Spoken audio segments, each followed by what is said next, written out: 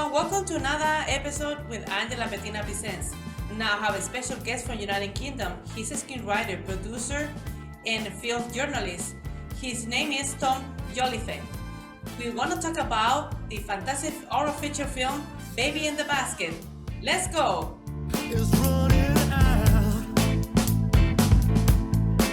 The last call from the bugle sounding out, yeah.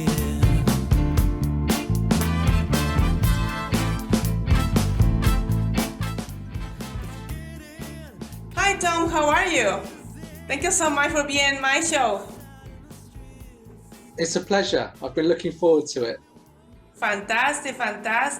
Well, you're a screenwriter, producer, and also film journalist. You have a super extended career, and thank you so much. This is an honor, and I'm looking forward for Baby in the Basket. I was just reading the information, and also want to just for those people that are following my show as an Angela Lapetina Presents and also on Radio Illuminate, we support the independent artists. Yeah, and I'm very happy that I could be able, to put a little bit something, part of my show to your fantastic project. But before that, for those people that are, watching this interview, I'm so impressed about your extended career. You've been in approximately 32 between short and feature films as a screenwriter. And Yeah. no, that's fantastic. And like I said, but you're a producer, screenwriter, and also a journalist. And I watched The Renegades, fantastic action movie. I love the screenplay. That was fantastic. The direction, Knight Vincent, fantastic DOP, and also the director. But before that, for The Renegades, that was a type of movie that, I was so engaged. It was so fantastic. And also I watched the Fernando and directors from the Winnie the Pooh, Rich Flake Waterfield and Scott Jeffrey, and the DOP again, Vince Knight. So just mention the few, the extent, very well-known feature films that you'll be part of it. How you feel about that? Yeah, no, it's good. I've liked what I've done so far because I've just done so many different types of films. Because I'm a big film fan, first of all, so that's the main thing for me. Most of the time, if I get offered a job to do, I kind of base it on whether or not I'm interested in the idea. And I've got such a wide kind of taste in movies that I very rarely say no. Yes. And also congratulations also for the award of the World's The Attack. Now in US and the UK and Amazon, people who love. I'm looking forward to watch that one. I have put the list and have a big list of your films, because the ones I mentioned is just a few. There's so many films that you're working on. But the one in particular we're gonna talk about, put in the back, Baby in the Basket. Can you tell us? I was just reading, is the Rosemary Baby meets with the Chinese and meets the Omen. I like those combinations. Can you tell us further about that project? Yeah, so most of the projects I've done so far in terms of feature films have been commissions. So just, someone will come to me and ask me to write a film, and then I'll write it. There'll already be a rough idea. So if it's Firenado, they'll come to me and say, we want a fire twister film. So I'm kind of doing what people are asking of me. So Baby in the Basket is the first film I've co-produced in a while. Because my first few films were short films, which I produced myself. So I'm kind of getting back into producing a bit more now. And then doing projects which are a bit more personal to me, a bit more, like pet projects. So this one is a big pet project with myself and the director Nathan Shepka. So we previously did When Darkness Falls together, which was a good experience because we have similar tastes in films. And we just wanted to do quite like an entertaining thriller with that.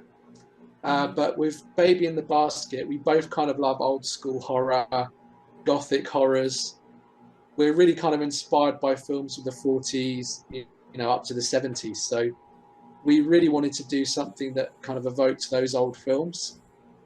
And we thought, because it would be quite difficult maybe to go through a distributor and do it from the beginning, because they'll see like we want nuns in the film, and they'll want to do something a bit different than what we want to do, I think. So that's why we've gone the crowdfunding route, because we want to, stay true to our vision of the film.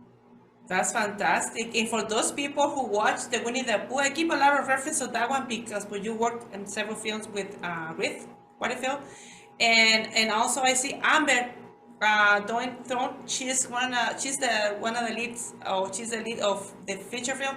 For those people that are followers, she has a lot of followers. Fantastic cast. Looking forward to see who else is going to be on the cast. I'm so desperate to see that. We've got a few more casts coming up quite soon, so we can't wait to announce that. But yeah, we're delighted to have Annabelle on board now as well, because I was a big fan of Legend growing up, so I was quite happy to see her name pop up when we had a role available, and just by chance she applied for it. I think it's going to be a good one. So I've worked with a lot of the same people that Amber has, like Scott and Reese Waterfield. Myself and Nathan have worked with Elle O'Hara and Michaela Longdon before, so we really kind of know what we're going to get, and we've got a good team. So I'm hoping we can bring something really, really good to the screen. Absolutely. No, because I read the combination. I'm a horror movie fan, and I invite anyone who support the independent arts, and also not only as a fan but also friends, because we have not only in United Kingdom but in any part of the world, Mexico, United States, always support the independents with donations. You can start with something, even a small amount, make a difference. Angela Lapetina presents. We start with yours, and we feel very proud, and that's what we're here for, to help each other. We need to change the film industry, and we're making a difference right now with this generation. Yeah, I think that's the way to do it, really, because you've got all these films by Marvel and Disney that cost sort of $250 million, and then there's a massive gap, and then there's a few films which cost maybe 1 or 2 million. But they're getting quite rare now because it's just quite difficult in the current economy. There's just it's a lot easier nowadays to get distribution than it was before, because you can get 4K cameras that are quite affordable. Anyone can kind of go off and shoot a movie as long as they make sure that they pass quality control. There's probably no limits to being able to get something out, but it's just difficult to get money in terms of conventional investment like it used to be, or selling a movie based on someone's name like you would before. I see there's quite a few kickstarting films that they're always kind of there. So I do think it's good that independent filmmakers can help each other. I think particularly from the UK, because it's quite difficult over here. We don't have many distribution avenues for our own market. So any films that I write as a British writer, most of them are made from British companies, but they're aimed mostly at the US audience, and we sell them mostly to US distributors, because that's the main audience, and there's no real big market in the UK anymore.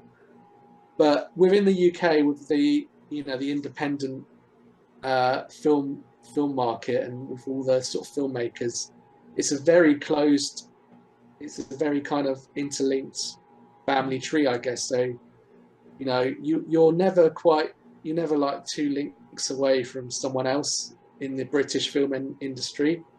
You'd always win if you play 6 degrees of separation with British filmmakers. There's always going to be some kind of connection.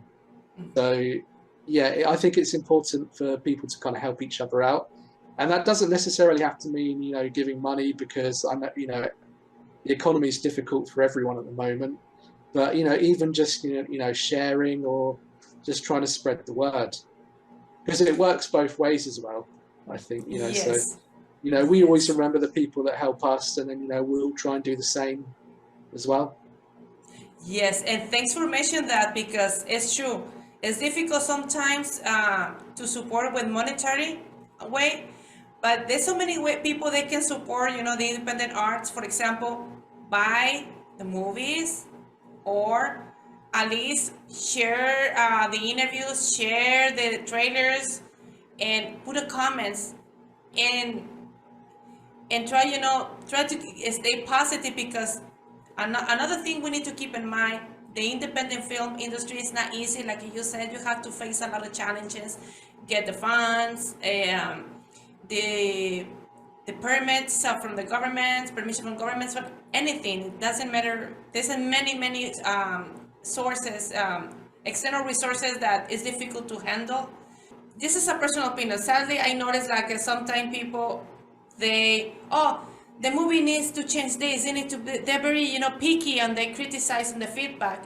But we need to understand that independent film is not, that doesn't have the same flexibility as let's call Hollywood or super expensive budget films.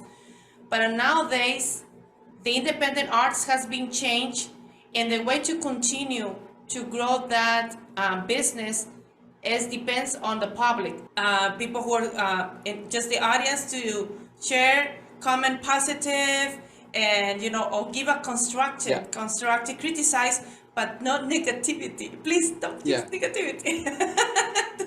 I give it to the audience. Yes. Thank you very much. That's good to hear. I think it's just very difficult at the moment, and I like what you say about criticism and things like that. It's true. I think it's quite negative at the moment. On somewhere like IMDb has quite a negative standpoint, really, because people will watch a film, I don't know, like Fine Ada or something, but they'll enjoy it, and it's not going to be an Oscar winner or anything. But if you want to watch a film about a fire twister that's kind of fun, that is probably quite a good one to watch. But people will watch it and enjoy it, but they won't feel compelled to go and give it a rating or a good review, because they've seen it, they've enjoyed it, they don't feel the need to kind of express that. But someone who's pirated it will just go off and click 1 out of 10, and then write one sentence just completely talking badly about the film. So it can be difficult, because IMDb also seems to be weighted slightly against these very kind of independent micro budget films.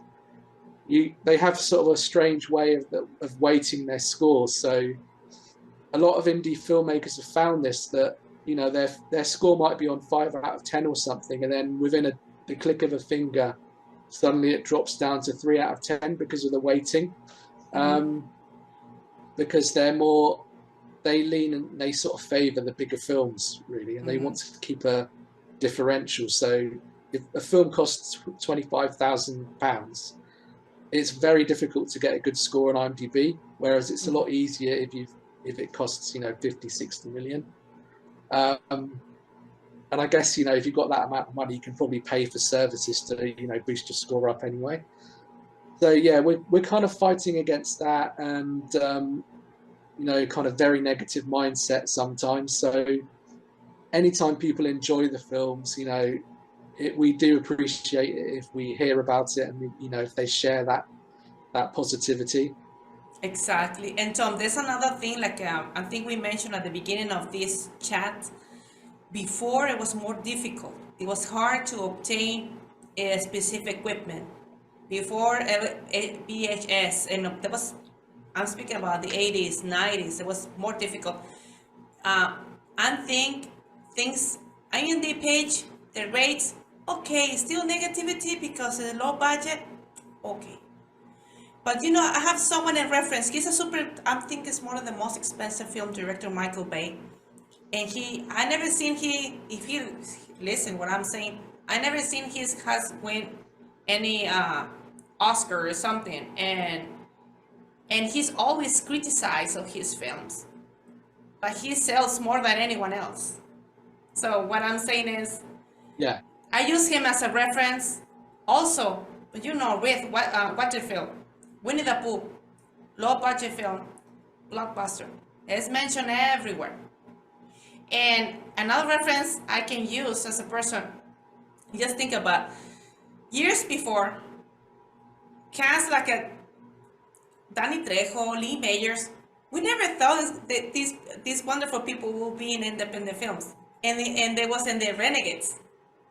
And when I watched the yeah, film, I didn't see any difference between Hollywood. How the quality was amazing. The direction, the DOP being nice, wonderful, and I see your yeah, script, and I actually I want to buy the physical copy to give it to my mom, because my mom, she loves a lot, movies with these stories. I love it, enjoy it a lot. But I'm thinking I'm gonna give a present for her, because I know she will love it. I told her already about the movie. But when my husband and we watched the film, there was no difference. And wonderful people. I grew up with Lee Mayers and Danny Trejo, and I saw them. I enjoyed to see them, and I have fun. So what can I say? And I think we are the independent, including myself. Even I'm not producing films, and I'm not a writer or director. But I'm feeling part of you people, because I'm having this show up exclusively supporting the independent arts. I think we are gaining more territory. We are getting more popularity ever than before. So what yeah, we can say, it's part of the definitely. Yeah, process. And we yeah. are winning. We are making difference. Well, that's it. Everyone works together. The people making the films, and then people doing the reviews and interviews. I think it's all part of that process of helping to grow. And I think when you see things like Tubi at the moment is rising in popularity, and a lot of these independent films, they make most of their money through things like Tubi. Mm-hmm. So there's a big market there. People don't have to kind of give over anything. They just watch the film with adverts, and they're getting the film for free. Um, and then the independent filmmakers are making money. So even if you don't go out and buy the copy or rent it on Amazon, you've always got that option when it comes to something like Tubi. Um, and I hope hopefully that will counteract things like piracy, because you can maybe download it and risk getting something on your laptop, like a virus or something, or you can just wait and watch it with adverts. Mm-hmm. Um, yeah, so hopefully the independent market will continue to rise, but I think it's good that when something like Winnie the Pooh comes out and is a massive success, and it shows you can shoot something. They made that film for well under $100,000. Yes, Um, exactly. yeah, and Yes, and so don't forget it's been a big Mexico. success. You say United States too about the baby in the basket, but I'm pretty sure Mexico. Don't forget Mexico, because Mexico, we are super fan of horror movies. Oh yeah, I think it'll definitely go. I think this one will translate well, because it's got folk horror elements, and every kind of different country has their own kind of folk stories, and you know ghost stories and things like that. So I think it will be quite interesting for. I think it will spread quite well across Europe and America, Mexico as well, and probably it will do quite well in Asia, I hope, as well. Fantastic. No, absolutely. I just read the hypnosis, the story about baby in the basket, and I'm very desperate to look that one. And another film I recommend people to watch. You also were you were the writer, is the Area 51 incident. I'm a fan of UFO. I told you I love those stories. And director Red Frick Waddingfield from the Winnie the Pooh, and Scott Redfield, the were the directors, and also the DOP, Vincent Knight. And the CGI was one fantastic. Why can't I ask from Hollywood? I watched it. It was perfect. That's wonderful. Yeah, no, they did a really great job, and I think probably a lot of my best films, Vince, has been the DOP on.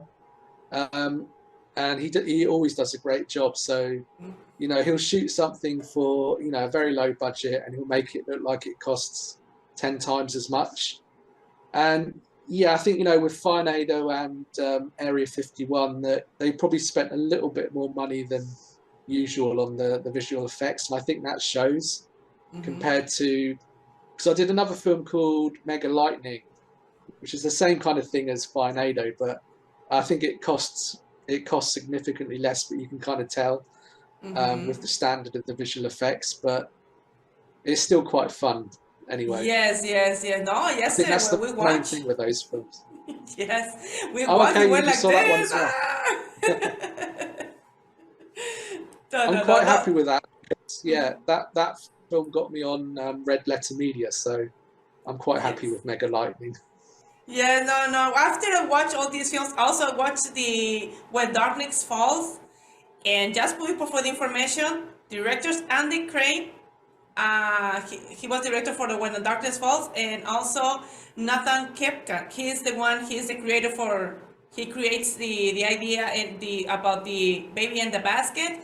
I recommend people also to watch these films and to see that they are prestigious directors, prestigious writer like you, wonderful cast. I mentioned Amber, and I'm a big fan. I have the privilege and the honor to interview her, to meet this wonderful woman, all the inspiration that she gives and she does for as a hoster for the entertainment industry, and also wonderful interview that she had on the entertainmentnow.com, and she spoke about her leading role as a sister Agnes. Looking forward for that one.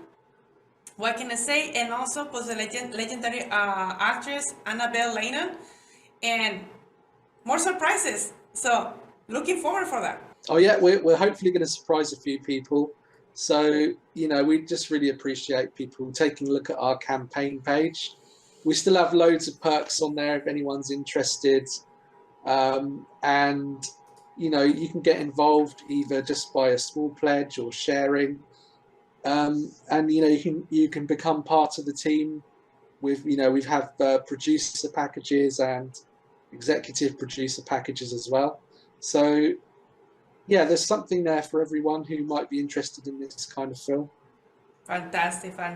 You know, so we're very proud. Angela Lapetina presents to share and make noise. People, you know, to promote your film, to encourage others to participate as a donors, to share this video, share your Kickstarted requests, and also ads, and you know, to make noise, to make this, you know, aware, not only in United Kingdom, United States, Latin America, everywhere, Asia, our friends from Asia.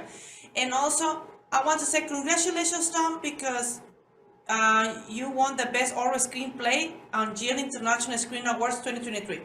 The movie's still not released. You already getting awards. Congratulations. Thank you. Yeah, I think it was because I was just really happy with the script, because it came out of, you know, an idea that me and Nathan were kind of were developing together, and then I wrote the script, and it was a bit different for me because I wasn't making it as a product for someone else. It was more of a passion project. So I almost wanted to test the water to just see if it was as good as I hoped it would be. So, you know, we've had a few selections already, one award, and I'm sure we're going to get a few more when we go to festivals with the final film. Awesome, fantastic. Okay, that's a big reference, and for those people that are watching this, the information is going to be at the end of the video, also in the description box. And what can I say? Looking forward to stay inspired to watch your film, and congratulations. Thank you, Angela. We really appreciate your support as well. Do you want to share something? You want to add something more to share about Baby in the Basket? Yeah, so I think, you know, this one will really appeal to horror fans that kind of like the old school techniques and like atmospheric horrors. So, you know, we want to make something quite special here. So I think anyone that likes things like Rosemary's Baby, The Omen, Possession and films like that. I think they'll really appreciate this one once we make it. And we've got some surprising casting coming up soon as well. So I think people will be excited by this one. We've had good response so far, so we're quite happy. And we're happy that the script has, already picked up a bit of attention from film festivals. So everything's kind of in place to make something good. It's just, it's now down to Nathan and Andy to really make a good film.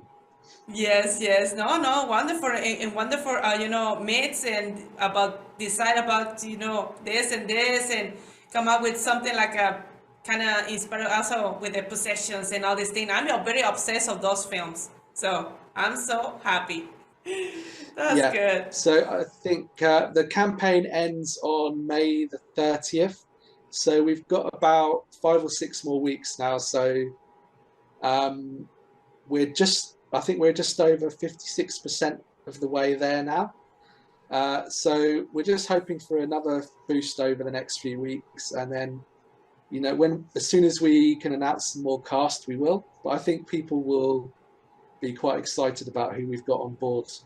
Fantastic, fantastic. And sometimes we spend money, it's good, and beer and fun, and it's okay. But sometimes little money or something can make a big difference. And also can be open many doors in many ways. And we need to support the independent arts. Exactly, because I think, if the film comes out and people watch it, they'll feel like they've had a part to play in bringing it to life. So I think that's quite special as well. Okay, thank you so much. Thank you, Angela. It's been great to come on, so thank you for having me.